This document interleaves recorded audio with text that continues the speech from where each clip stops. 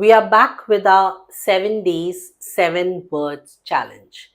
I believe this is a beautiful way to build your vocabulary where there's a steady stream of words that you learn with us. And yes, we teach you the application as well. That's what makes it more meaningful. So go ahead and imbibe these words because they are very, very, very effective in building your communication skills and creates a lasting impression on your listeners. Sluggish. The very first word which I would like to introduce to all of you would be sluggish. Sluggish means something that is lazy, lethargic, not very exciting, or kind of boring as well. Okay, so let's understand the use of this word in different contexts. First up, okay, if I say I'm feeling very sluggish today, I'm basically saying that I'm feeling low on energy, I'm feeling slightly lazy, and not very excited about things. Okay, so that is the meaning of the word when we use it for an individual. I'm feeling slightly sluggish.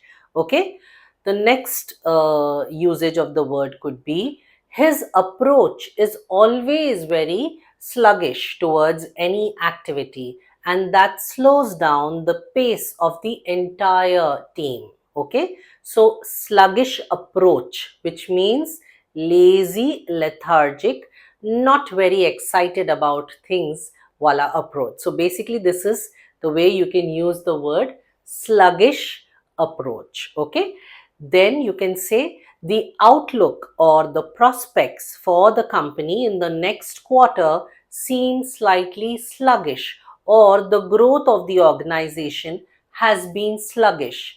Clearly, it indicates that the growth prospects are not very bright and not something to look forward to. So, there I have given you multiple usage of the word sluggish, easy and effective way to say something that doesn't excite you or low on energy levels.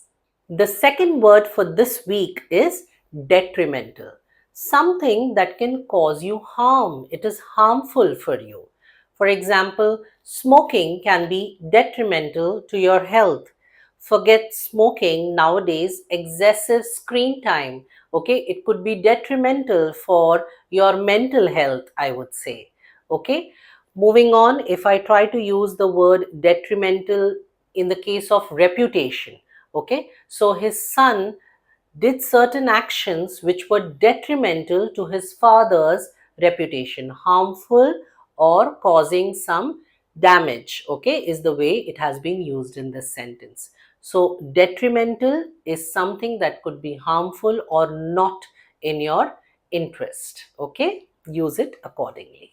Ripple effects. This word essentially means something that started at a particular place, but not necessarily that the impact is restricted there. It can extend and go beyond and create a wider sphere of influence, okay, and go much beyond the place where it first started. Let's take the examples of ripple effect, okay. So, the practice of yoga, okay, it started out in India, okay, and it is widely acclaimed today simply because it had a ripple effect. People saw the benefits, they reaped the benefits, and realized that yoga is definitely beneficial for body, mind, and soul. So the practice of yoga today has a ripple effect, and it is having a wide sphere of influence both in India and outside India, where people practice it widely. Domino effect. It is actually very similar to ripple effect, okay, just that the domino is used to explain this concept. Basically, when you drop one domino, you will see an effect across throughout all the dominoes which have been arranged, and it impacts the last one as well, and the fall of one leads to the fall of all. Okay, so if one is impacted, it leads to a domino effect and everything else gets impacted. Let's take the examples of teenagers. Okay, so very many apps today. So the time when Insta became popular, Instagram, so at that time it started out probably with a few people using it, but the domino effect was so strong. Today, we have the entire Gen Z actively on Instagram as against Facebook. Okay, this is the best example of domino effect where one starts it and the others, take it forward and everyone is eventually impacted. That is known as domino effect. Amp up. Amp up is a phrasal verb. It essentially means that you are strengthening something or increasing something, boosting something so that you get the desired results. Let me use it in a sentence for better understanding. I'm amping up my efforts simply because my scores were not very positive in my last term exams. I'm amping up my efforts now to get better results. Let's take the example in the professional world. Okay, in this organization, there is a huge need that we should amp up the working hours, okay, extending or boosting the working hours or amping up the working hours may probably help in bringing out greater results, okay. Or it could also lead to energy levels, okay. The performance was wonderful, but I think amping up the energy levels slightly higher than what it is will definitely lead to outstanding results. So, amping up means increasing, boosting, strengthening something. Slap on the wrist. Don't worry, I'm not harming myself. I'm just trying to teach you a simple phrase. Slap on the wrist. Slap on the wrist means getting away with very less punishment for something that was actually not a good deed done. Okay, so slap on the wrist is a small punishment. Recently, we heard of many hit and run cases, okay, where young teenagers were actually driving, cars. They were behind the wheel, and they ended up doing certain fatal accidents. It was actually unfathomable that the judge allowed them to get away with a slap on the wrist, okay, just a minor punishment, okay, considering their age, but putting them back on the road yet again behind the wheel is a very, very scary proposition. So, slap on the wrist means getting away with very little punishment for something that you have done.